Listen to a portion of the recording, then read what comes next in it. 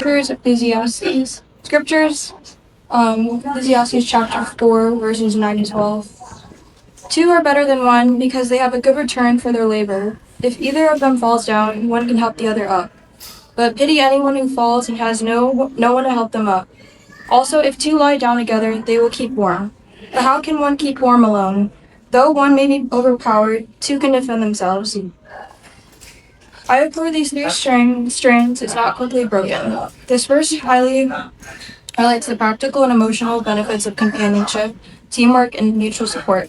emphasizing that people like my grandparents are far more effective and resilient when they work together rather than in isolation. This is a great example of them because they have always faced life as a team, proving that everything is easier and better when you have a true partner by your side. Thank you. Hian min mga ito zum nung vale mi voina hian ifate Zuala le Tluangi te nupa mal som na ilo khen ilo fur anin nei kum som nga cham lom theya ilo kai huai awang in lalpa kan lom hasaber in iming thiang lim kan fakah lom thu kan khilache kan hun man tu zong te lalpa ikuta kan lana kan thil ti tu en kim te hi iro huna tur lo ni se ichung kan Lawmna ti so tu alo ni te tu ni di mang song da kan on deal ani ola pa kan pathian e mangai na le ifin na ropui ta awangin leilung idin tir atangin mehiten nu pa tuak turin nu pa tuak ni turin man na fel tak hilo siama Zuala le Tluangi te po chu tiang chuan kum songa liam ta athan nupa ni turin ima thu an lo thung to a an thu thung ta chu vong regin foina hian lalpa imal somatang ta ilo fura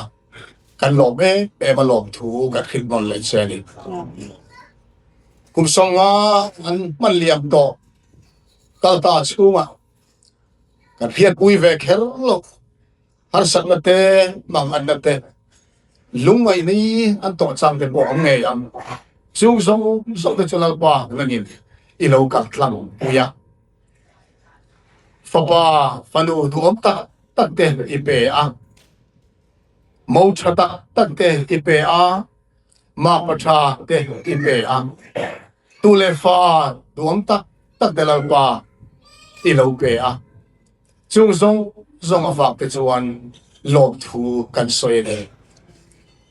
he kan khovel hun man me kai hian e ma in nei thu thung diama ma se lau pa ma in te lo da ya nu pa hin then le da te an tam em maya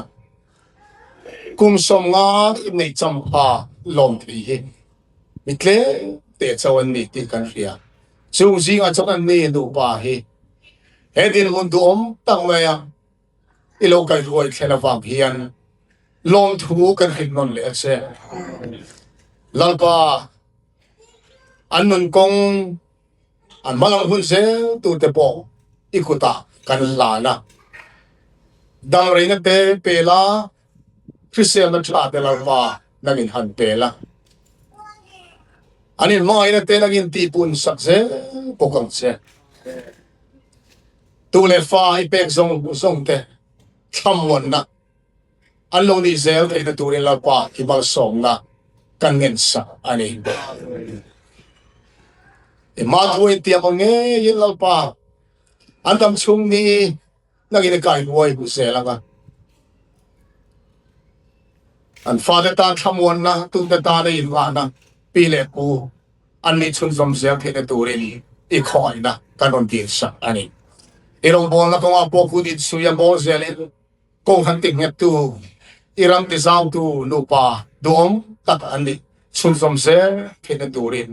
I khoi na voina hian ti tak zetin kanon gen sake lalpa anmo nang ini ria kan din sak thiam lo anmo zong de po I khoi ne le I mai na wanga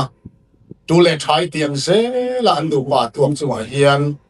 tak samal som na tharau mal som na han vur la kan be sei laliso krista local le huna po no patua ka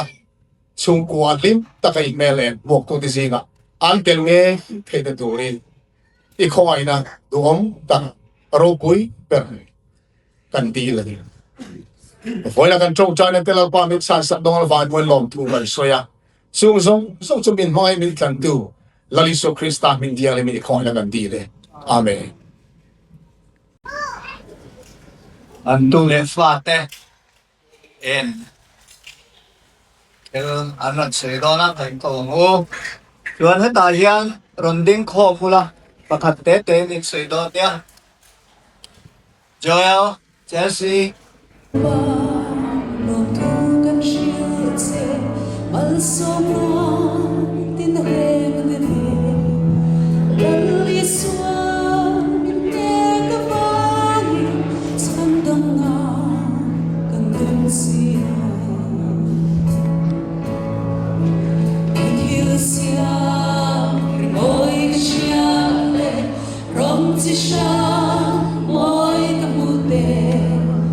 Wishing Lawmna in Bethany. Inneih long thukan soye eile sulfen gede. Borwa kya timnien rasu Lawmna in Bethany. Ang anak min chan pui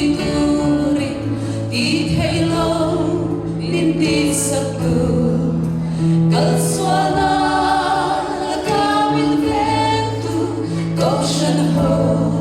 in siasaka Tluangi na katwar laya Minnem tu shenrual nile. Good evening. I would like to thank Lawmna for coming. Coming. Happy 50th anniversary. Happy Napu. I just want to say congratulations on 50 wonderful years of marriage. 50 years is a really long time, and it shows how much you love each other and our family. I'm so lucky to have grandparents. One of my favorite things about you both is how much you care about everyone. Every time we come over or talk, you always ask me, Joel, and all of my siblings are doing. Apu, you always ask if we're eating it, and you always want to make sure we're fed. That might seem like a small thing, but it seems a lot. It shows how much you love us and always want to take care of us. Also, Miss Miles, he was one of the funniest dogs ever. Every time he saw a tennis ball, he would get so excited and zoom all over the place. We all loved him, laughing and chasing him around, trying to get the ball back, even though he never wanted to give it up. Those are my favorite memories, and I always think of him when I see a tennis ball. Another thing I love coming to your house is how all the awesome cars that we visit feels like there's something cool to look at. Seeing all them has made me want to learn how to work on cars one day too. Maybe someday I'll be able to fix and build cars just like you have. Papi Napu, thank you for always making your home a safe place where we feel welcome, safe, and loved. Thank you for all the hugs, the laughs, the food, the stories, and the memories you've given us. You've shown our whole family what love, kindness, and commitment looks like. I hope one day I can have a marriage as strong and loving as yours. Congratulations on your 50th anniversary. We all love you so much. And we're so thankful that God has blessed us with amazing grandparents. Here's to more happy years together. Happy anniversary. Happy 50th golden anniversary, Api and Apu. I'm only 8, but even I know that 50 years is a really long time. Thank you for all the times you picked me up and dropped me off at school, play with me, and make me feel special. Thank you for buying me my first pair of Jordans and toys that my mom doesn't want to buy for me. You always spoil me, and I love it so much. Thank you, Api, for always making the best bone sour roast. It's my favorite. And thank you, Apu, for always driving me to my favorite places and making every trip fun. I am very thankful for both of you, and I love you.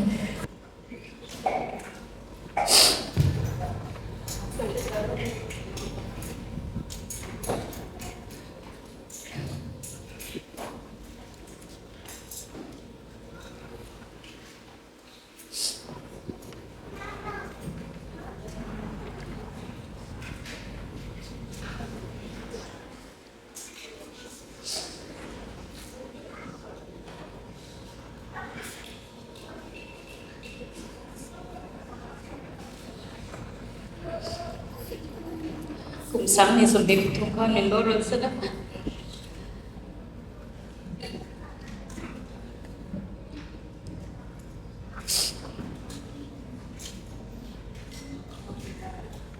Với na hiền nên đầu tiên biết sẽ gần tiễn nên mình cái hiện thế về anh phần này xuân cái này kita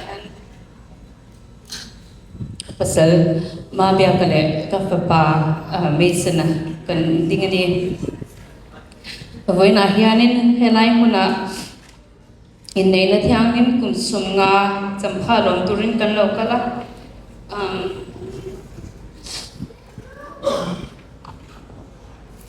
June ni som 1976 khan mi patne dingin thu an lo tiama với in kum som ni nuwa chu an ithu tiam in hangai na le in kum pek na mani ko pui an khan non fo chin ti chu kan choi moya kan lut pui em ani kanule kapati Asia ni chuan thil pakhat shat tel ngai in nei ka ringa chu chu enge kan ti chuanin an mi zia hi ein person ema chu chu lo shat ka ringa kapati englai po man mo vut chareng mi aya thlen adu mi aya masaber ni du mi ania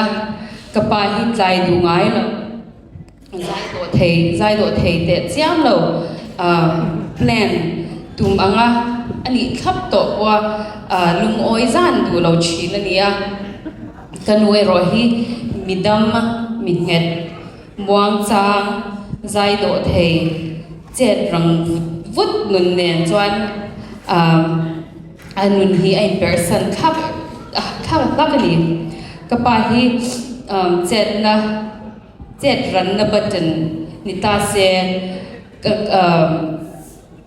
kapahi chet ran na button nita se kapa kanwe ro hi chu pause button ani nge ka ringani kanule kapati hi mi ze in ang lo tak ni ma se anin rem ema an in rem takin an nung thei tlat ani kanule kapate bulchan nahi bulchan al sam ani lo ta kapahi 1990 khan America aron kala America lo thlen ma hianin alo thlen hian engma nei anei lawa anei chun chu mathlir le tumruna chia hi ania 1977 khan kan chhum wa in kan ron join ve a engma nei sa om lo deuh thoi atang khanin chhum kwa kha bu kan chan ve a ka tiang hun lai thlir ka thlir le hianin ka pa thalon tlem te khan eng tin nge kan lo nun chwa thei ti hi tun thlek po hian kalangai twa chhuak thin ani Masih petian zara kapain eng tin monia chungkwa atal chwa puit hea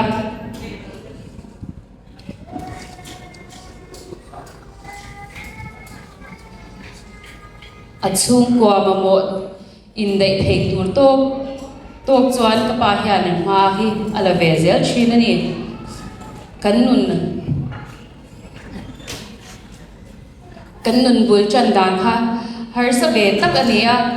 zingdar thuma khan kan tho china zingdar rukle chan be thleng chan chin bu hi kan sem china ti chuan skula te kan kal hala tin ka pa po na tho na akal hal china ni no pang tam tap an lamut hil por lai khanin ke ni chu ka pa te nen na thokin kan chua ka khasik apo voti memin ha po ha kan ha thei le china ma se ka pa te na kan han chang dun tat zela wa khanin nuam kha kan ti em china ni kanu nun po hi ol sam pi chuang reng lawa he america ram alo then ma yanin ama zong in ama chawin fa pa pathum le ke fanu pakhat min en kola kum saring sung kha min en kolani kanu khanin afati hi en kol nge ol sam kan ni lawa kan unaw hi no pang en kol sam ol sam lo zia chu tu nu hianin fati ka lo nei to nu hian ka shi chiang le ni helai ram ka thlen nu hianin chung khosak rel zong ama hian ti china e rong bol te in le lo von fai te in chung en kol zong ba ka kan chung ka tan ri rungai to na tam tak kanu hian a sem china ni kapa hian na thok na sa em china amut lem le chin boka of day te hianin of day te hi alamangai lova kapa of day ni te hianin chol ha damna te hian amang ve ngai lowa appointment kan nei na mun shanga te le vehicle puya midang te a chan pui boka ti chaw kan chung kwa me ba ka khovel zau zo kan pu ve thenan min shwai chhuak china a chunga hian kan nom em ani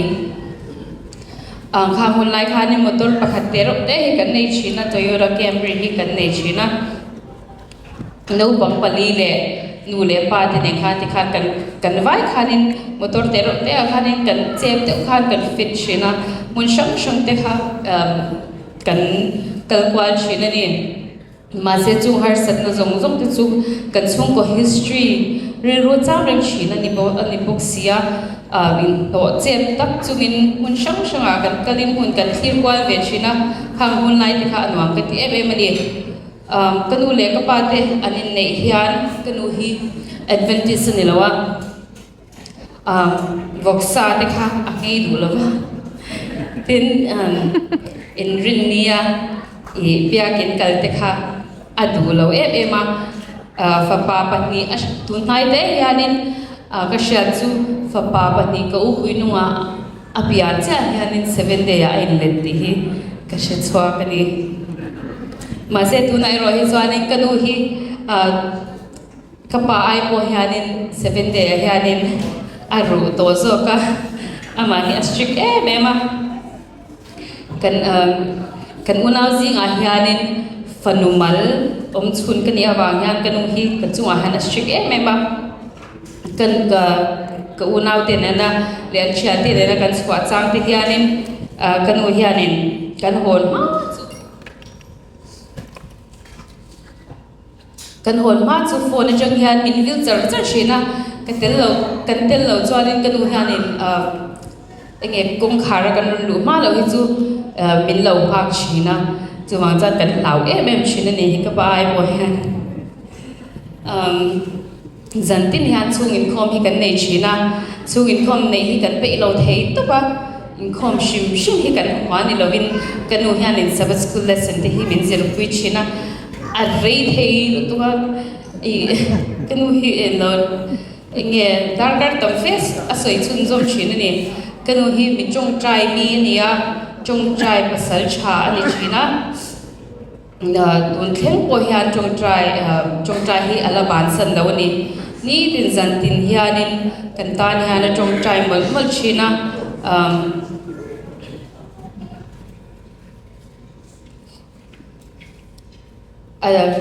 kan ni tin hian trong trai mai ba ka trong trai kan mamonia sha thona pia nga hian kanu hianin min trong trai sak china ni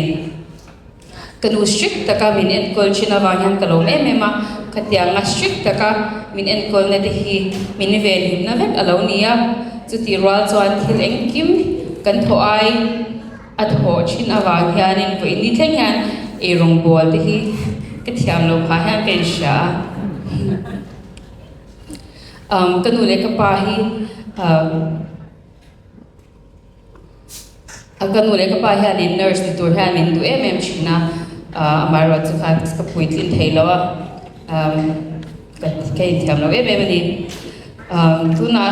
nu cái này no hianin nun nuam cái này thấy na cái ta na lo in pum pe cái sia te cái shit thiam ve cho cái shit thiam chau ve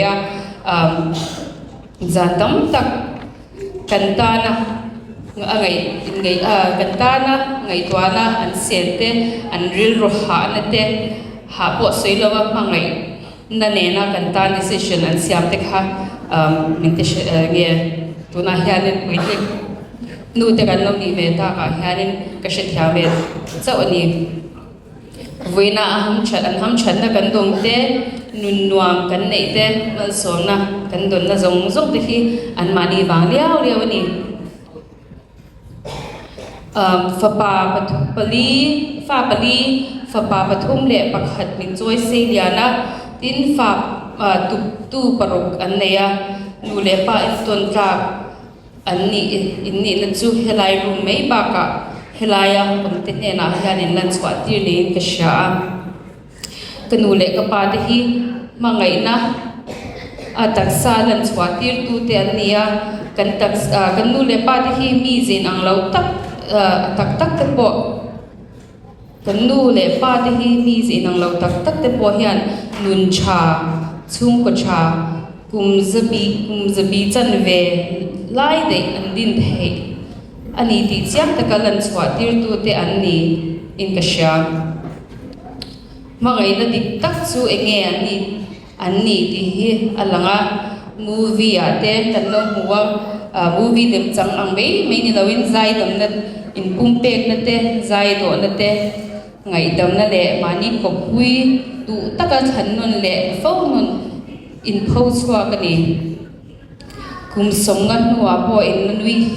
la nui him bo ka do ta kin ni an kol to na in lein mangai renga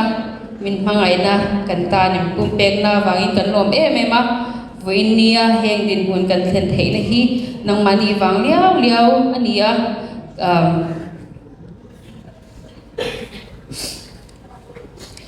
happy anniversary kan ti dua kan phangai zia cheu hi chongka mai hian sai chhuak zo lawa mun cha te sel na cha le lim na le phangai na tam tak nei chun jom zel turin du sakna sang ber kan han cheu ni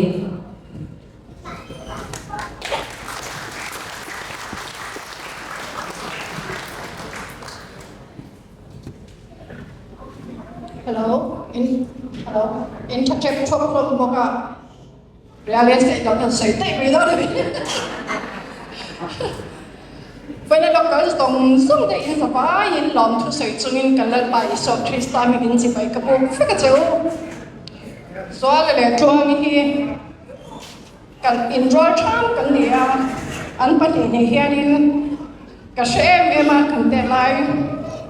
so I here the first cousin Aniaกับอาปาฮิกับปานาวเลยเนี่ยจุดที่ไล่อินทวงฮิกับ childhood friend นี่พวกนี้เอ็งคนนี้เสียสละจนเซ็งกันสวยภาษาอ่ะไว้ในให้ดิม prepare นี่พวกนี้เราจะฟังจนorganic ตะกินกันสวยได้นะก็สวยจงซึ่งจุดที่พวกนี้เราเชื่อละก็สวยจนบินตุกตอกเขียวละวันจนส่วนอะไรกันช่วงกว่าที่พวกไปคว้าบุหรี่เดนคว้ากันเนี่ยกันนี่ปุ้ยแบบที่พวกปุ้ยเอามาจานินกันดูแลปาร์ตี้อินขนาดน้ำหกวิธีนะ cùng 1916 mà làm khăn yang chú lúc này cần bên thà Zuala để chung qua cái này cho nên trên ông chứ in cái đó mà tụi nó 7 day lúc này 7 day hậu việc in Zuala đây là nha tin next cái này anh thùng ta để cho Zuala cái apa hay là đó em trên apa ubi cả apa ubi cái này Zuala what the Lawmna cái thì thế là cái em vào lúc thế là sao cái bọn này thấy cái thế là chân chứ số đã ai Zuala pulau di sekolah khana pada China ni kum sari ni like Christmas don hani na lo khonga ai in favor China ai in sang thi big khop chen mai ni so ni vai khat Christmas lo ho ka apa khanin ma te chu Bible hi sab cho ki chha thiam lo sen ya den lo khana kan thu chapa Bible kha ba an chha te ra anen ban ko ke la so le ra ta le ran kha ke po ka chha thiam ve ni ya ka ya ok rồi chúng ta đi về bảo vườn nha cái vật lan hóa cái việc lai bù bol people việc lai bù khăn những cái sự the cat the hen develop the camo cái lúc phát cả thì ấy chế thế sẽ uốn sun thế sun cái thì mà chứ anh nghĩ đó là cái sự khổ mà chúng ta trong rồi chúng tuần thiếu cái những lý sản xuất cái số này nó tao đâu cho mình cũng mất cho những cái sự rộng hồng kha kan in fia me te han kan in ato han kan in sol chin ani ate na bang bai han kol khop me la chon kan in sol kha atlan ho e chon in zo ka chu atlan lu ta ka ri chon in a in kan na ba sai ru khera da chon in kong kha ong chang khan mi ru ka ni kan na mo la ta khan ni pa na ka te khop me ma se la ka chap do mi do sol to ai do le so kuma local sela ai Zuala ma kan pheya kum kon venga kyan kan oma joinin ani he ATS ta ni chena chon rong se an khanin joya khan kal chata tin ke ni kum kon venga PW titlang dam la ma kan oma twang te PW titlang kang da ma ma chon kan nu le pa te in kong em ma pya in khata kan loi chon an te ma em bokal la wa te men fe poi pin choi to chena chonin Central School yang kan kal ho ka so in high school kan so kang ve ka kan in ro la wangin ke high school ka so khanin parapani khanin ka kal kha so in Zuala high school so kha lo hong ve ta Christmas te mi ka han hong khan an lo in ne khamak ka te khom in ka Tluangi le Zuala so in ti ki mon lo in shan ni ka te ma se a chung te min shi tan kan shi lok sang so ha Zuala te hian in fa ban ni thi na khui lak loi bu la khan in Australia bo te tam ni do me hi chuan in pum kon ve le khat la khen an supply thi ni bong te hian sem thi na ni chuan in Zuala bo hian sem ve thi na Zuala bong te sem eng ti te nge ni he ta chuan tin la ma hian a koi pi si chuan in te la ma koi chum chuan bong te bang la ki ông ngai ka bang ti đó là cái sự giúp mình rồi á, thì mà các bọn để anh nghe đi extra anh này thà khăn gì thì các anh sẽ chia đâu nhiều nè, nè anh đâu cũng là hiểu về thắp khá sâu khá một点này, cho mà sẽ đi lâu đấy à, lại anh kia thì khăn anh in này đón ta thì anh mới là chân trên anh đầu tiên là sẽ anh khăn Tluangi lùi về anh rồi á. Ai in le tu big si lo Zuala la in le kha tu big si lo te khanin ko ta khanin ni ta so anin hona local se la te khanin Tluangi hi khat yang ka classmate te ka chan no ka ya amma kha ka tan ha ta ni khan ni ma se la kan en le te khanin Tluangi hi mi fe ta ya ni lawyer ta mai ati tu ra chanin atok thinga muang sa từ tin sẽ chỉ là gì à cho bằng cho nên tuần thinh hiện là chung của hệ ở lumin cái anh phát cái bộ chắc tất cái thì hai nên anh raise của cái viên hết thì lại à cái bộ hiện cái mà tập bộ hiện cái tham quan phải mấy mà thì lại cái hành anh com để tập bộ hiện anh ngàyตัวได้เลยแค่นี้ประเทศเนี่ยหนึ่งกันตั้งแต่ตัวเลยกันหนีออกขึ้นมึงดูอันนี้ก็ngàyตัวนั้นเลยก็เชียร์ตานั่นเดียcho bạn gia đình căn lò bé mình đi để kan soi lo ni ka lo me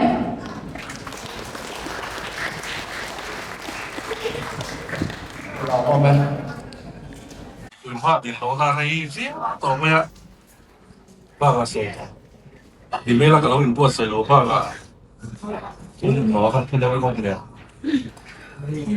có này xưa là cái đường đua như này và số là cùng sống á anniversary tuang tất cả những số thời gian lâu cái gì à anh đi cái này xem là đây to nó tài là tụ bà cái này nếu mà số cái gì là cái này là số là upa per cái này biến để cái chăng là nó này cái con này xưa là cái nào biết cái khăn là cái nào rồi chú ở sài gònเขาว่าทำไมช่วงก่อนอยู่แต่คนเราบุยกันเดียวกับส่งกันเดียวกับหันคนเดียวกับเห็นเทจูอาจารย์ช่วงนี้ท่านอุเทนเนี่ยเรื่องนี้ถึงเดียวตัวที่เป็นเมตรีน่ะหันเบียร์แค่นี้Zualaก็ติดข้างติดรอฟังว่าขัดตาอันเดียสามเตียงมวยเดียแค่รอนมีเลนที่นั่งสามเนี่ยตีเฮียนี่อันนี้ไงเดี๋ยวมาอะไรเขาชี้น้ำมาเสียไงเนี่ยไม่รู้ตัวกันเดีย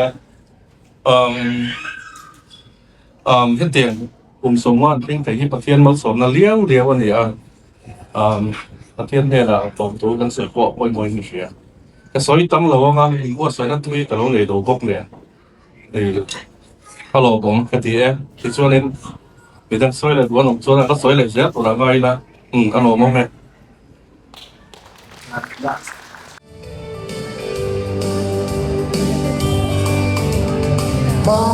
Ngày nhật rinh phát xiêm tu Paparun wi lavamin petu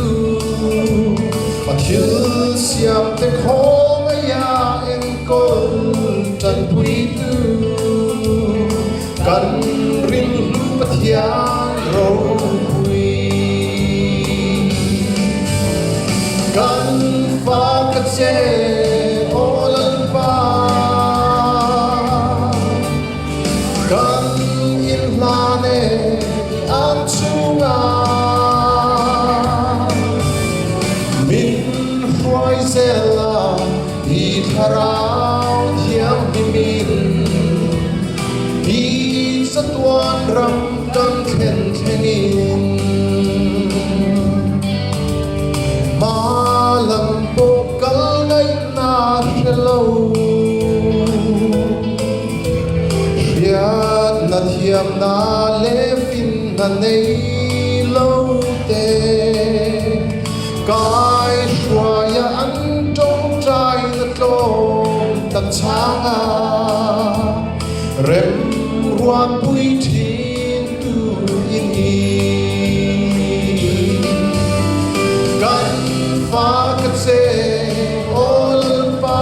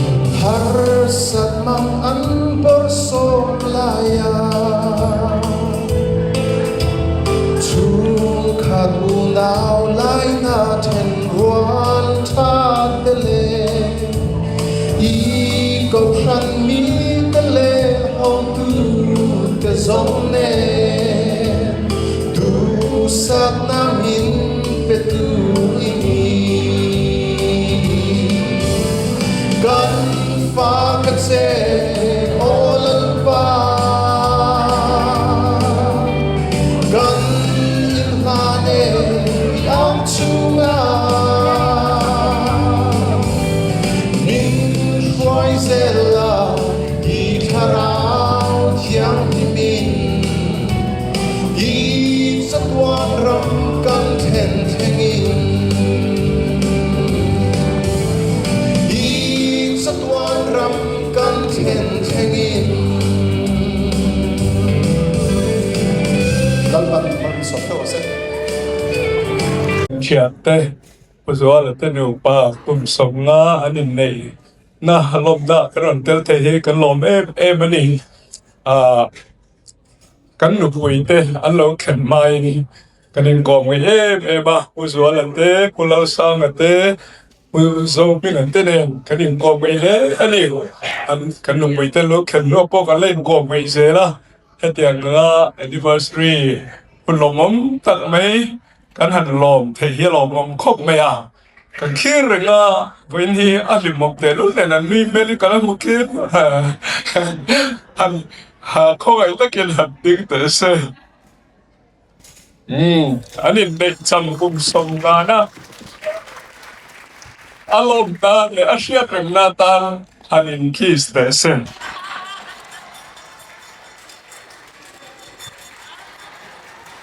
Allah be Pagpagdang sumtura sen. Pagpagdang sumtura sen.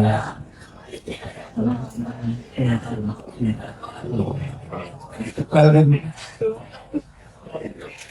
Melvin नहीं मेगा आया अभी नहीं जो आया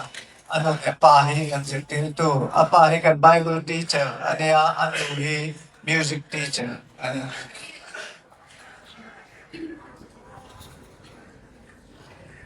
I don't have much to say, but Zuala and me, we met each other long time ago. If I'm not mistaken, it was 1965 when he came, 65 or 66, 66. I met Zuala when we were in ATS. My parents were teachers there at ATS. Today it is not known as ATS anymore, but in those days it was Assam Training School. So that's where I met Zuala. We were classmates. My mother was, that was in elementary school. So at that time, in Mizoram, we were having that insurgency war with the government of India. So he came over and stayed in ATS, and we studied together. And I think until we finished our high school there, he went back to Mizoram, and I went to Spicer College, and I didn't meet him after you finished 72. He finished matriculation in 72. So I went to Spicer College. But our friendship was very long. And at that time, because of the insurgency, Zuala could not go back home. So he would stay in ATS itself during the winter time. And our friendship grew at that time. We would spend our time during the weekend. In Friday, we would go to the river and take a bath, wash our clothes, swim, and cook and eat there in the riverside, not very far from the school itself. And then we would work in each of those departments. One of the department we work in the workshop during the winter. And those of you who were in ATS during that time, remember we would go and dig potatoes from the fields that we grew. Because the school is such, we learn how to work. So those memories create our friendship for a very long time. And when I came here, to the US when Zuala was already here. We still continue those friendships we have. He helped me in one of them. Even buying my house that I have in Freddie, he helped me in that. Um, Things that he needs to do in his house sometimes when I have it, I go and help him. So that friendship has really grown. I wish him, he and Tluangi to have a wonderful life together. Hope that you will have a long, healthy, and wonderful life. Happy 50th anniversary, Zora. Thank you so much. Thank you, Robin.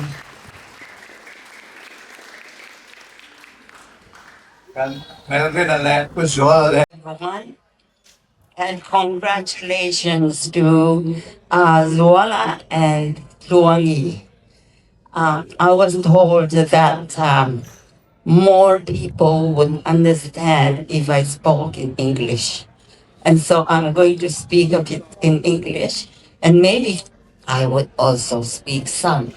in Mizo. I'm not too sure. And as John Clyde mentioned, a number of my students are my former students are here, including him, and then the one that just spoke before me, and then Zuala himself was my student when they were in high school. And they were good students. That's why they are here. They have been successful students, and so they have been able to cross the ocean, and they are here now. So I knew Zuala when he was, well, in high school. He was a teenager. Okay, I just, um,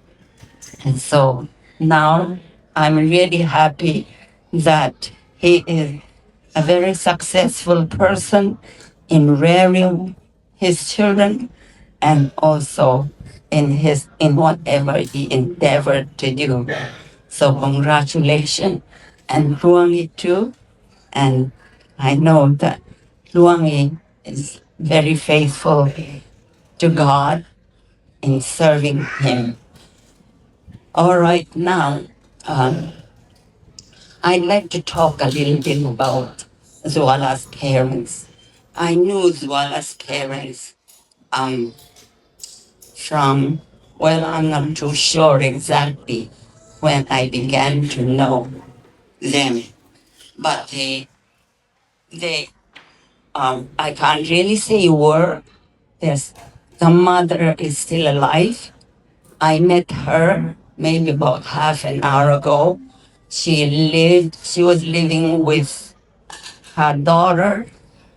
close to my home. So I visited her when I was in Mizoram. I went to Mizoram in December and came back in March. So it was just before I returned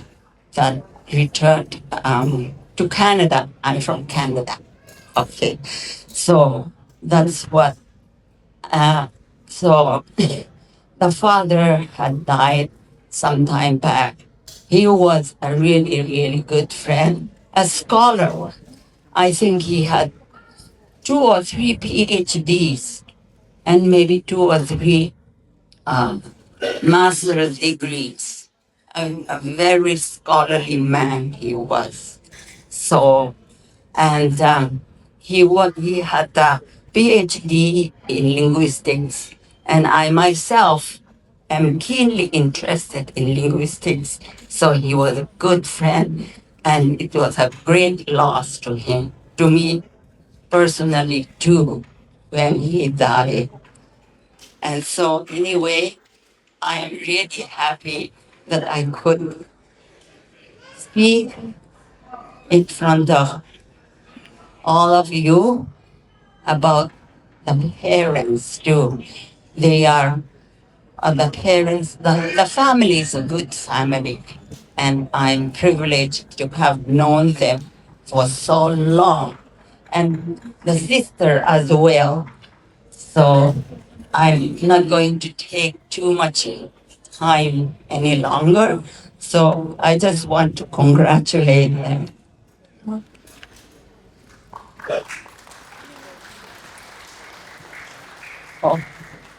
Ya voi nia Tluangi le pa Zuala hi at ya nga kum som nga dam taka hanin nei te hi kalong puye me ma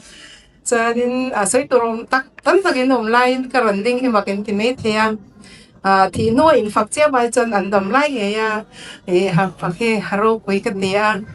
pa Zuala le na Tluangi te hi karon thlen nim ban chang chiat ber em lai ya engkim ma min poi pui tun ya mi dam takin min poi pui chungin an ni chu kanin lai ber foka kanin po ebe ma in kadang hian kan oma kalung te po lenga 7 day kan kum khatel tho ha kanin khom thina atuka presa kanin khom le ne kan bazol le yan miron froya ti hansi ha bathroom pakhat che kan ne ya kan tam ve sia mat mo biling balang hian te kanin khoma an ho ma lo chu kan ho thei lo min froya in combanan por to tin disia kalangon dile na mo chung disia kan kanan pazola pe ko ka motor no alo da la ju chung ka kenga disia pazola pe ko punin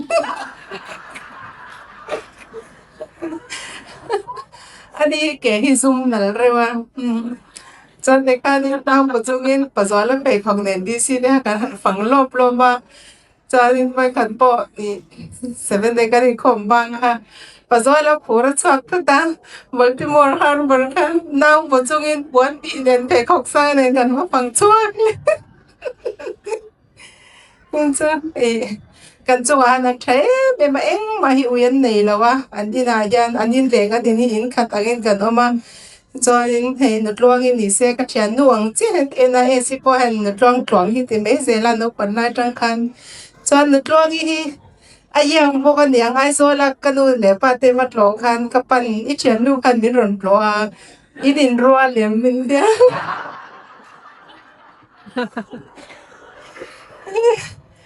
kapa kan karwan koi mui na lo mua ame alne te tha yang rengat ne chu chon ha kan ko bele no Tluangi kan ko bi motora kan chuang taman no Tluangi te ren ka bazar ke lai che le zung zung chi kan sia mong chang het de char rian kan ko mi ne ndo ai kan zui na se me china chanin han chunga han kalo me be makhanga min kai shoi na vur tla noya ko ni se apa Zuala motor hi kan chuang na se be ma voi ni thleng hian min la tha tham lowa ti hanin vengin han ma se phone tal hian kan le in basha tram zela hang te ha kalo me ma cho min la thei in lo thei kalo ma kan ko me cho min thei ngel to a kan le ka pa ne na tu tiang padu ai USA nei ka lo re in tin ta chung ka lom pu ye me ma di ti kha ka ron soi ben po ka ne nan pan mal som zen che ro se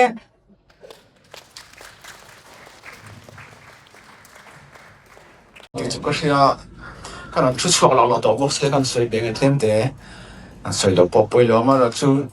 kan yin sian na re to sa ka se ko som sai le pathu vel khane ga sim se pan ni plan de kan ka sia tin soi se fu na an ni no pa he siang khana fa na siang khan personality nang lo ta kan ne ma se ani ni ge ben box ai na to re nga to na phe chuan zo le mi tha to vak lo wa luang te la chuan motor khal tu to lo za na phe chuan chu man du pan ka lo chuan Tluangi na pula thum kha chuan khoi a ho point la kal thea chuan du pa hi no point ma ngai tak an nia tin ka sai do pa chu tai mai em men ni pa ni an ni hi a tai pa hi men wang a an wan de an vel se po so en kim me so a rain e tu he to me be ma an bolo mi ha tha ma lai ong me the fa tan chuan ma sen fa de po he tak tak an ne ya de te de po plumber ne thi me me ya ko san tan prang kai me ni ya first class plumber ni ya tin he nu te po te pe po kha ai me fa na ma ni kan te vi wa tu wa la khanan tik kai sang te le na la tin an pu Zuala pa hi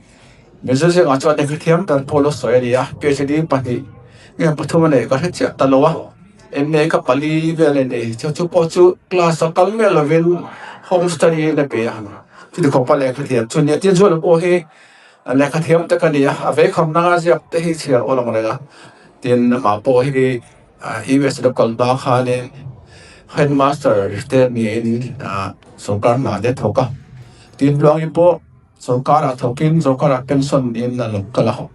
so an na hian an ton tu tang to ma an tong tam pak lo na tin so le ka fang na pakhat le chu in so society hian ni ti pa to pa chuan kum som sari ani to wa chu chu chuan in ena ma pa phun na po nei lo wa Omi po ni lo wa enga ma sanangin level se thi da re chuan le bisu society chuan in I ever ready ani hi arong pe ka tia no man tia tin it share ma khoya to ha sam na om na pe nga min thia mo khare mo pa sam na mo hiarin an no pa hena kal zak zak ma ya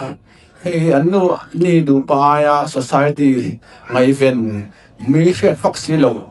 an hi ro pe ka tia chu ga en kong sana po hiarin na tong ka e ba society po hianin aku na ta ya tong ren theya chu ga min an ten ba ma hi aro pri ka tia and cái cổ cho hay cổ thành các sông hiền nên anh đi thu cho cổ thành nên tổ à ba hiền nên do mấy cái yêu đau ba hi ven thằng xíu mấy cái cao đón xe cho mang cái ngày tuần sau đó thì thế nào mà xe ngày tổ ngay luôn á nên câu thế à tổ nào ta chẳng chính bộ hi à thì cho nên anh đi chỉ biết mà sống và anh đi chơi anh đùa lòng này được không tụi tôi sẽ看gì à ta thu màn thôi chẳng chính bộ我哋我算係報時人，xem rất覺得從呢從話法，你看出個水平啊，做了一啲鐵卡呢，你講白了係那啲大鐵鐵呢，啲安รู嘛看公卡的看啊，不是什麼呀，啲看到佢做到鐵啊，安啲嘅都那嘅多個ผมคุ้ม數ของเรา啊，甜佢老外啲嘅我發咗波 train 啊。paper boy ni a lo tin chi khop mai fa la train ti te ka ngai to so mai fa na hian kum som ma lai pathian den lo de ti ra in bil lo dio in bil mmc in mai taxi dai ma mai society na bitang tai ko tha tang tai te pathian kum som ma lai te in de na siam sa kan lo pi ma anang kum som ni tal chu kan anu hi tu na han ni khan ka chin khan kum som bo pa nga ani na an lo ma azol house no ni ka azol tu lang ta khanin ko ano hi kup song po sum ko panga ni atu la pola tama ti ran ni do pa pa tam reng sela kan sa kan ni ha kan soi tu ni ka lo me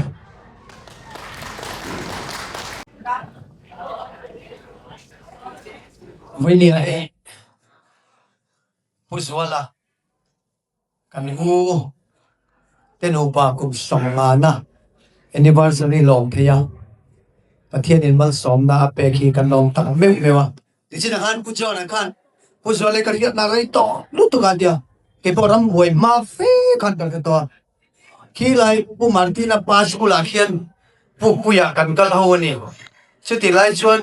church school kha di wangin kan tam em la wa ani hi lung le tai apu te na visually pu te na hana ro nam chowa lung le tai pu ku ya te khan apu te ne na omen le kha kan lo zir ho to thina tin an chu ku hi ka hian da rai to lu tu ka wangin le an chu an part of the family ang ngai chia ka hian an chu pa chan chi ni ka thene em me pui nu atan nu tan hek lai tan to ka hian ni mo anh này tu nu tiếng cái tiếng chúng soi lâu à, ý cả là cái chuyện thu lùm mì xe cái là trái cái này à, với người hiền cái soi tu chú, cùng song à na anniversary anh long thấy cái chân hi, bắt hiền anh thu tiệm công à, anh thu tiệm mà arin xia lần thứ tu ni cái số, cái Bible trang chuẩn cái hiền là soi à. Anh ở giữa thiên tục tin balal quari nom na dia varo kuye tin lik len ni thara chuan na da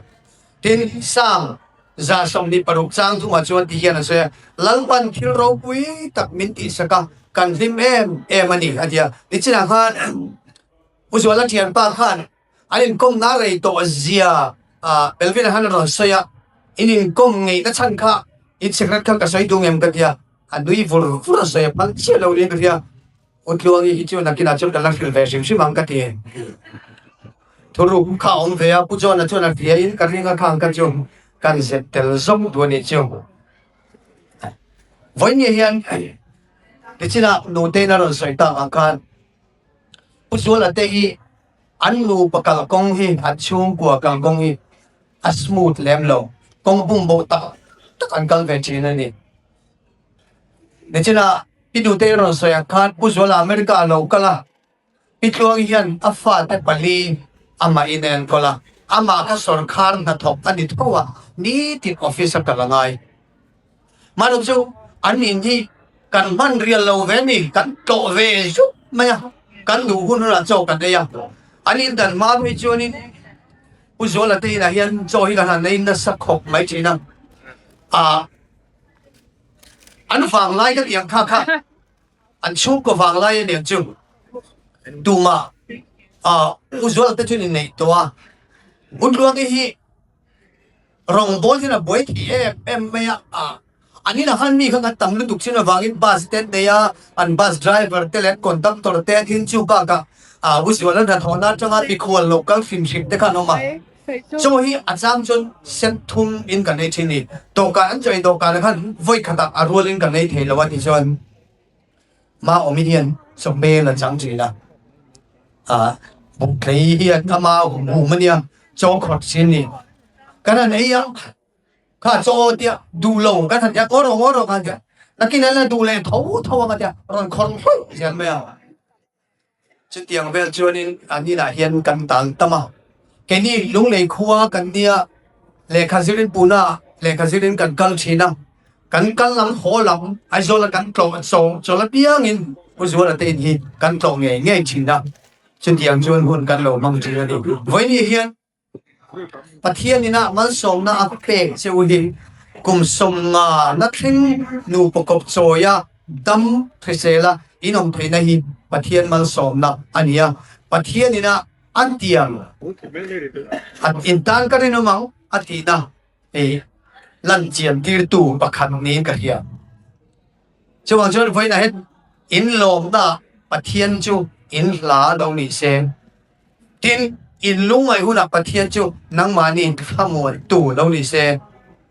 tu ma zong bon in lungai chang te in mang an chang te alo thamon to thin cheu ti ka ria in nu ba in chu kwa him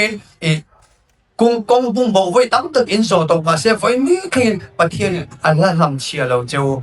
ala ong pui zel cheu chu wa chuan in tan pathian hi ri no mani ni ka thil non du cheu voi la hian ten tu ki chu ba ka chuan pathian chuan ni dinin tuk dinin angil nei na atharin nang mani chunga anei pachi ti ka sia ni china pinu te no so khan pi Tluangi mi chong tam em ani lem do wa angoi de renga nin thil hi zoi muanga ti buk chi hi nia ama la chu ni an ral chon accomplish chu man zel ni Zuala hi ti vot ama se accomplish le accomplish lo chu Tluangi na higet zo ka ringa chu ka chu kan lo thlen dim de in America kan lo thlen dim de hian na mobile kala nei lawa Zuala hen kalo so da mi in thiar tu no ei son tu no ma iwa puyam kai lo fa don ne kha mi te in son tu ka kan vai thiar puya cha voi tu kal vel ka box an ne kan langa motor kan lang le thalia ka ha khop me ma se Zuala chu an da ha bel po hi pu va lo anui sen na chuan pi Tluangin Tluangin huan tu ron pero ti sia ka ro vila huan tu va pe nga tia huan tu pe kha thai kha na ngi man ni kan lo khop me ti huan ta ya hu po hu kim ma kan lang tia chu aman mo sia chu chen dia ma kan kal ta ni ma se nu ba hung song nga zet an lo in nei to chuan an phin lung pathian ni ati ne ton saka in rem takin hoina hian anong thei ni tin an ril ru na te anin hiam chin na te po anin ti dam ton saka Tluangi ril ru na sang o mang ku Zuala ril ru na sang o mang ma se kum som ma zat tu chuan ril ru na te mo ka anin thoi dam zung thei to ni ka kan bu chen ni tin nu pa pu khat anin hi pathianin ati chak saka tin anin mai dei pathianin ati thuk sak to kan ni hi voinia kan zawai kan thian tan kan sai dua tin pathian ma an thu tiang pathian ma kan dang tu chung zong tiang tiang ta kha an thu tiang an vong nung ani ti hi kan sai du bokani chon hela hianin Bible chang pakhan han share ka dua Isaiah bung som li paru chang li a chon ti hian je kani tarangun lutuak inni tarangun lutuak inni thengin ke hin in pathian kani khai ning thien tu chau kani ka siamin nia ka veng zelam chau choi hian tu chau kania ka hum him don chau ati pathian thu tiam ani chu chu pathian thu tiam reng reng chu akheng fam kim thi kan ri du phon le kan ri ngam phon chuan akheng fam kim thi ti kan ri ka du ani chu wang chonin voine hian in golden jubilee kan Lawmna hian he Bible sang hin ka rol rum du cheu tar ul lu tuam in ni khangin ke hi in pathian kanin khai ling then chu cheu kanin ka siamin nia ka veng zelang cheu choi nian tu cheu ni kanin ka hum don cheu ni ti hi an takin in chunga lo theng ro se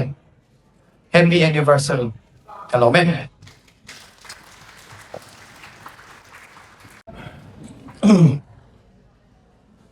hey, Vina, tanu te an 58 anniversary ai song te no kol te lo me ba tin hemi hall kan han tin khan ma hing te kha kan bia ni khan an lo sei nge dia chuwa kan lo me ba chuan zum he ron siam tu zong zong mình dùng dùng rất sấy lâu mấy la chung à ăn lâu mấy mà cho nên ông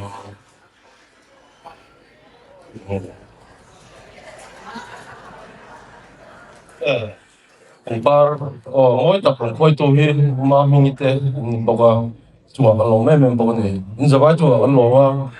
rồi nói chung luôn này Em cần xây được thế lúc ni te kan lom lo te lu de thi ti sa thi zui ni ate he kan program ma te ni run te sa ka kan lo be ma chu ti rolin nya hey ti zui de te kan han wat sai de a mi zong song kha hong lovin min e sap cheu torin kan som cheu chung chu kan sai thei tok me ro ase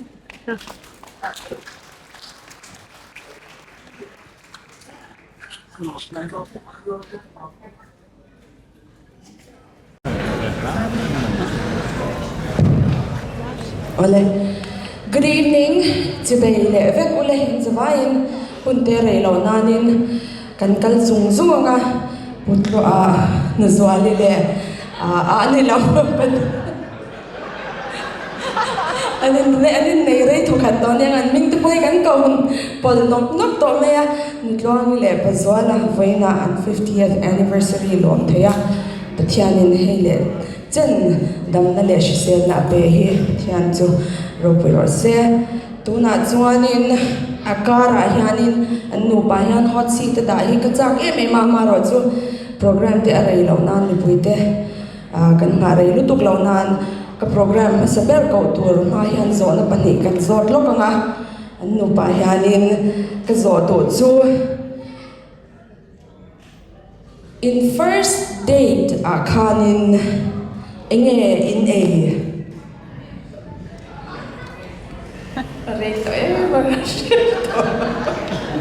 Zuala hian a hriam o kan zawt lenga he tilama hianin enge in chhuatun masak per khan enge Tluang hi tu zawng in enge nia Zuala i tu zawng in ei Ông chụp chú chicken cháo. chicken chow an ei ni chuan first day ta mo chuan kan zawh le tu chu tunge ka hmangai chen ti ma sa zawk le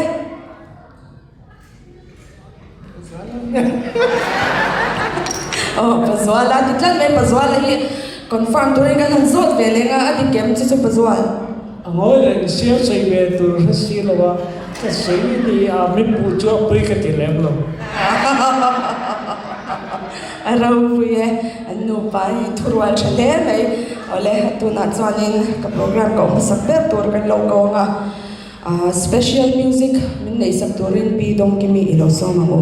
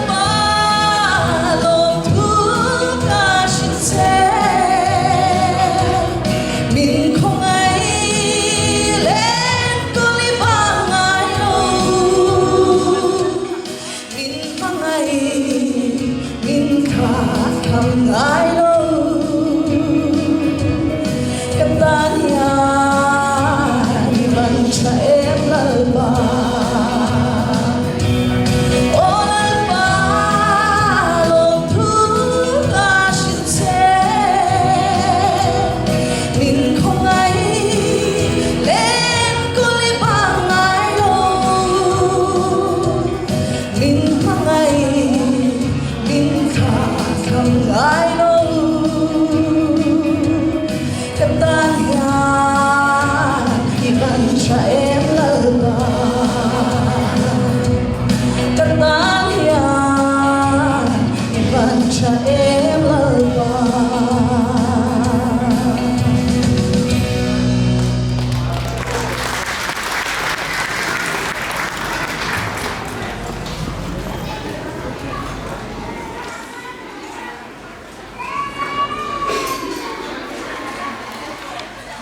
Lawmna pi dong ki chunga na moi taka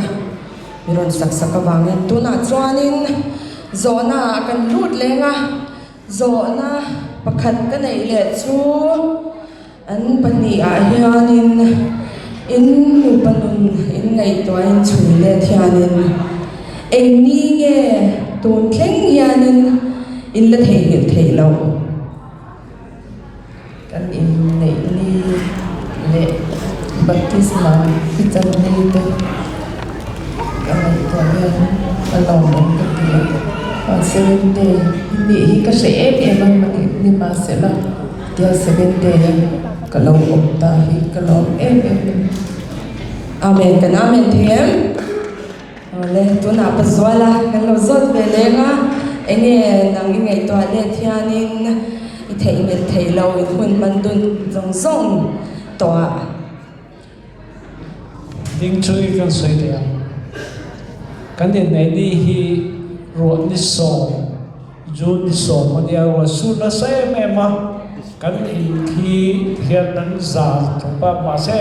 kholai nen school ne na india ke ma se em ro su ni kha pa cho kan ni ya pa cho I nei ni hian ro su tu anti ko antia alo ni tak taka poin kan lom ni poi su le ka su ta lo ni he kan Lawmna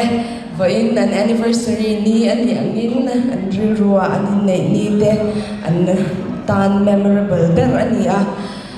ka zona kha fore awin ka sia tuna khani na chan chu kan next item kan nei le tor hi cake cutting ania pi moani le pi ma mini ino so ma mo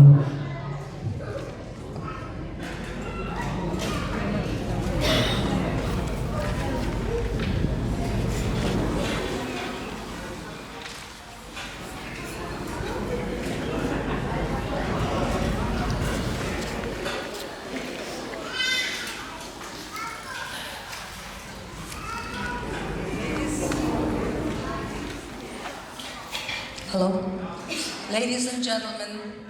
we've reached the sweetest part of the evening. And let us enjoy the celebration as the couple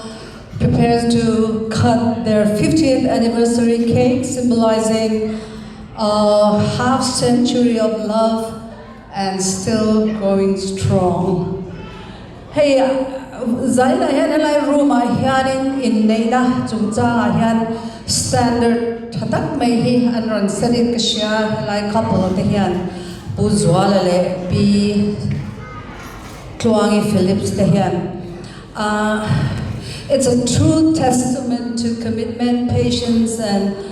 unwavering teamwork ania no panun hi chuwang chuan sapin beautiful marriage anti hemilan dan hi an nu panuna hian alangin ka sia chu kan ron soi masadu ania chuanin main cutting le toasting chu biman kuda kadang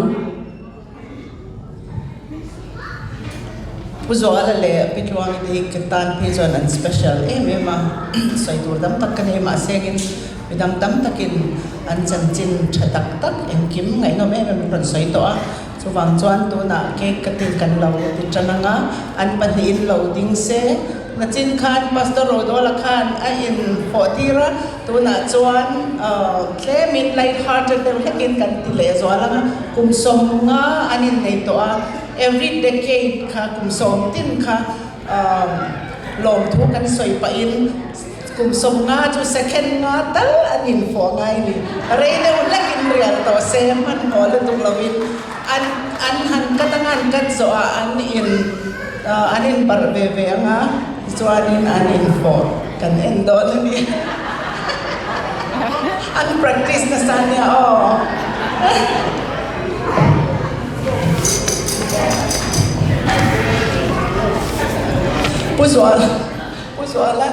Puzualan mui kati ko lok tu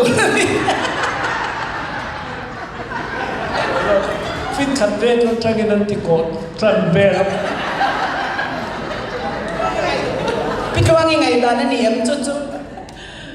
ani chia lo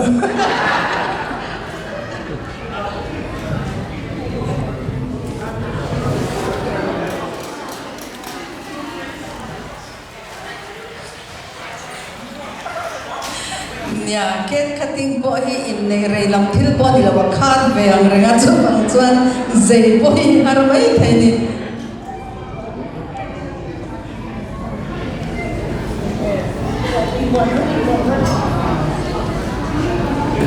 Una adlaw in parang anin mangai na lan tir nan tungay in barzai so no Zuala ladies first in Tluangi apar masaang.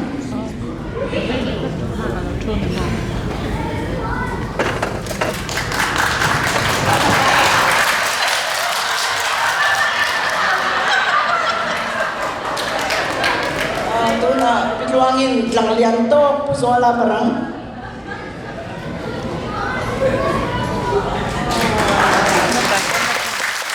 Second di Bela hancial pose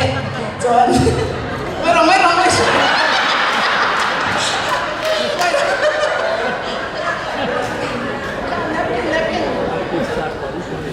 hancial pula lempuk pula John Hati cang dole. lipstick ha hi forms dapat kan ni second hancial second ngacu manin fo amaya 1, 2, 3, tiarang 1, 2, 3 1, 2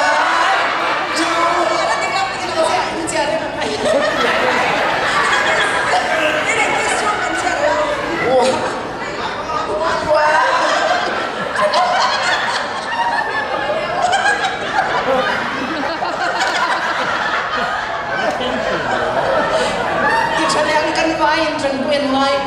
1, 2, 2 Ti dam tu kan ben sil lo lo. ai tu na han in kistan chiat khan mi puin hoi ngan chairman tu ra ni in kis dot don lo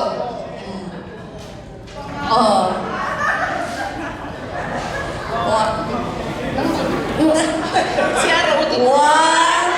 2, 3, 4, 5 okay nun lim tak nai zel turin du sak na sang tak kan na na chau lo ben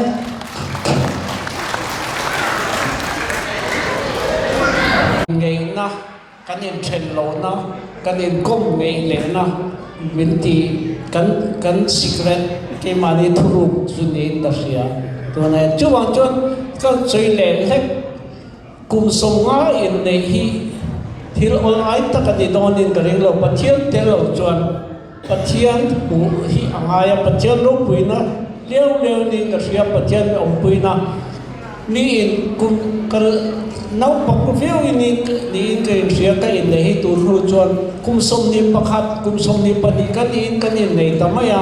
kum som nga hanin nei tu chuan kum som sari pakhat som sari em sari khate kan lo ni aya mi in nu pin hu vak lo mu mai lo tam chuan kum som thuma ten in nei a chuan kum som lia te tu pi pasalan nei nei a an golden jubilee ni an han nei me chuan kum som kwan lo ni ta kha chuan ni mo an li mom the to lo chuwang chuan in lei ma he tha kum som ni vela te ma ba te an nei an ni na an ni nei tlai de lak nen ka sia chuwa chu kum som ngai ni ve mo in ni ve mo chuan in kum som rian kum som koi ni to ga chu ta chuan hun ni om to lo in nei thoi he lo tha ni Ole kan lo me pazwala tu na khan tu Tluangi khan man mo lo china pazwala hi man mo china tia ma ro so tu na tak mai kha chuanin na Tluangi so khan man mo khop mai ya pazwala tur mol mai ya nakin lo ka vote of thanks and lo pai na ro se na pazwala khan ni ase tu zong zong te ha se zong na ti ti ga lo pui te pon ni mai te ni ole tu na chuanin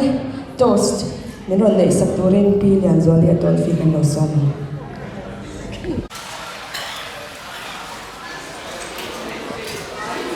Zuala le Tluangi foi na hianin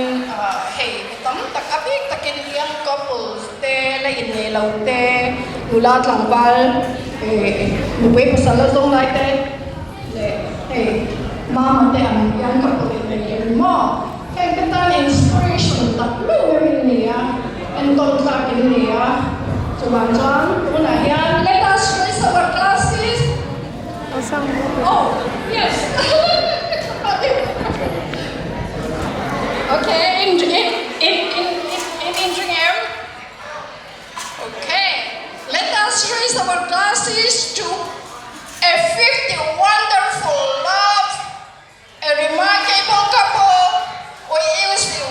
many happy years of happiness ahead. Cheers!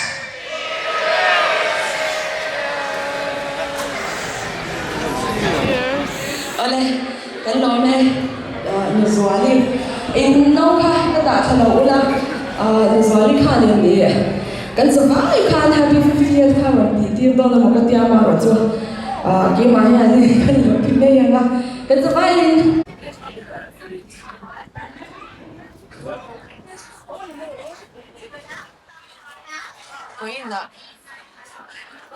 anniversary lon dia kan omni usanga lai mai kan in nei anniversary kan mang thei hi along mai mai ai ma ei pathian wang liao liao nia pathian lo ro ui de rose koi na ya helaya local zong song te in hun lu tak mai seng in ko san dang te po committee koi ngo te Inneih thiên địa chỉ sáng sáng như coi Inneih chú cần sa ta thế lại muốn in bằng thiên thể hiện rau quy cần lộn em nang ni na thế lại muốn hi lâu cái lâu là chú lộn tủ có cần lộn lâu cần để in thế có chuang đây quy đó na thế lại hai quy mỏ in sa ba ya in local thea bang hian in chunga kan lo em ani in abik takin pima mingi hian helai mun kan man theina tur hian min lo reserve saka henga te hian kan lo em boka ki nei pang ba ro tak mai helai ta kula om te hi ma mingi awanga khoi the kan dia in maybe chế cái là để bộ tha tụi in ni chín khan hồ man lovin ni le chung kan lom em một cái in boi na cái en cái tu kan pha te boi na an thei ang te an ron se soi thei awam te ko hian lom thu kan soi boka in kan tu te ho boi na anh thấy anh mi ma đi ngay lỗ theo anh nia mà sẽ là cái tiếng sấy thì anh rồi nó theo một bằng khó khăn cái lỗ em bốc á in số lại son số rồi mà trong lỗ cái cô ôm để lệ cái nụ quy anh ôm á anh cho cái lỗ em bốc á cái lại cái rồi mắt quy thì bằng cái lỗ em bốc cái này in Laya. Mình tâm gần đến đây in lộc coi xong mà em ngắt thì kia đi cái chia cái sớm cái tập xét cái gì cái chia thì hiện kun ngay một tuổi rồi cái phong đi theo vào hiền cái chia xuống rồi quý bên rồi sẽ với nào hiền hiện kun rồi quý tập mấy đấy no tak mai mang theya kan nun na dem pathia ni na min en kola se sel na le nam na te min la pek ze na ba ko hian lop thu kan soi boka pathia ni na min kai swai na song ai hian lop thu kan se ni koin da ei ne in te min wai pi tu te le ei dur chi sang te in ron kenga in Hilaya min rồi ki moi tu tu ring le ina te po thang lo tu ra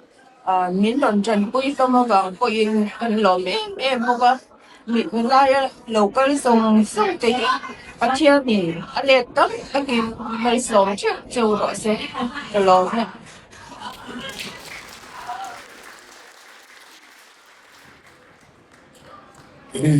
với nó hay là truyền trả thế le lại nó các sông sông hình trong lòng thua xây đó cần nu xây kha cái riêng là lo cái sự cái chuyện trong đó mấy ngà xây cái repeat lo xây ang kha mai cái đồ bên này vào khang cái riêng là xây ang kha lòng bom mấy lỗ thì khang xây phát được cho apa ni na cho với đi hiền hay là hiền cần đúng hay là ông hiền cùng sống in này anniversary long to in to me hong ti ha kan ai to ko ta u ti kan te he an ni long ti kan chia ma u lo la ti an la ni lo de ve an la ni lo yo u sai de ông lo me kan long sia kha u sai ti cho na se lo na ni tha mi tang cho kan la e fu foi ke ani bo fa ông lo me ne và theo điều nó sống giáo chú sẽ cho chú cán bộ với nó cán bộ hàng miếng lòng quy tu tới chú不phải đây là lý sai đây mình phải anh ấy thì ha cần chia cái chuyện chú hoàng chân là đi cho sống ai là thì về lâu và khai lên về lâu và khai thì với nó cán bộ anh đi in lấp khăn lòng thì khăn lâu in chia luôn là chú hoàng cho nên cán với nó cán bộ hàng hi in la lom về đâu thì na đi chú anh cho bắt chia này ông bây giờ ông chú nang đi học với nó cần lom ông hi in zavai với nó lâu cao thì zavai in về thì nó tụi đi chia này nó sống chú rồi sẽ đi học sẽ đi qua hiện tại cần lâu cần tiền sáng cái chúng nó sống quá khá tập ta khi chú ít lòng mi rồi cái đó là thế này, tiếng té của chúng mình là thế, anh ông cho này cần thông qua lâu mà là địa, chứ còn cho người ta ta khi cái ai anh luôn dùng đông phết cái này to, của thần siêu mà thì có cái nó không thôi là địa, chứ còn cho đi hắn sợ gì, hay là cần lâu cần là hắn sợ gì, tôi đây cái suy đó, cần hắn sợ cấp ba here, mà thế, bị tiang, lâu rồi đi suy ăn khăn mate tiang ko kania fo ko bel ka de wang kha mi te tiang kha ti ve suang cho atiani tu khen hian eng khange a ti bi eng khange om sia ta la phelo wa ma se mi te ang kan ti lo na lai kha tu na hian Lawmna tau ta ka mo in chen be nga mi te ti lo ang ma ni ti lo ang kha mi te ti ve ang kha kan ti ve lo kha ngai ti sa kan pa kha mi siang ti ra aduna bo ro to chu tu khen hiat kan nun siam tu ni ka sia min kai hoi tu ni ka sia dot soi lo te anin ka ringa khang te po khan thui tak ka thin lunga chuan no ma voin hian ka Lawmna akim thei lo wa kan fopa chomna nấu ống bèn tròn tôi mình bố sáng na với đi chuan cái lồng cho kiếm lầu nhưng mà xin là bát thiên thì mình ông tuy na hay lại rồi mà mình phơi trên na hay lại chấm tất cả hết tất cả ra với đi cái chân thì na hi bát thiên na đi thì cái chân chiang em mà bát thiên mình ông tuy na anh đi thì cái gì bị tết đi lâu ang hết tất cả bữa cần cho na mi te ti ang po kan ti thailok chin tang ta ka ma zi ta ka kan thoa tlai ta ka kan hoa na se pathian hian voi tia kum som nga in nei thei dura helaya kan du pa in hong chang tam lu tu ti thu lo chang kan nga mà trên thì chúng ta sử dụng khăn tung bộ cẩn thận thì khát chuan anh đuổi lệ hôn không lệ mấy chuyện chú chọn bát thiên mình cài phơi nên cái gì bát thiên mình sống mà mi te ang chút đi lòng vậy là bát thiên nên hay lại khen mình đầm nắp mình bê tu cái embassy các quan cùng sống đi bắc hạt embassy Fiji các dam lo na ka nei ngai lo ni khat po dam lo ko ngai lo su tiang chuan in ko ma Burundi bunga koma ngalo Angola ko mo ka chu tiang chuan dam lo na ka nei ngai lo ma se patun thengin pathian ka tang pun nuwa dam lo na ka nei poin pathian min ka ruaya dam na min pele zela tun theng avoi nia helai min ruai theng tu hi pathian na ni ti ka chianga pathian chu rongui be ro sen ti hi voin la yang ka sein thi ni ro sen ka lo me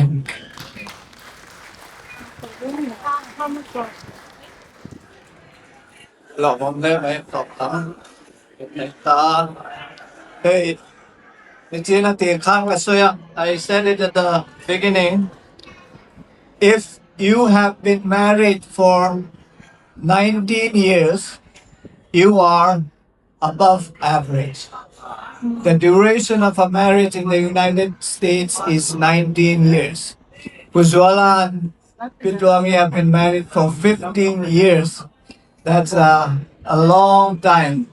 Let's hope that we all, those who are married, will also celebrate our 50th anniversary. For me, I have another 8 more years. And what is saying? Gần riêng tê trang tổ ngã rồi tê bệ tổ bàn lá gắn sáng gắn mà thiên in mình rồi dễ thì gắn sáng chú bị dọa chuan Martin Ralte in trong trai na ở địa ngã cho mal sòng na anh em ngào bốc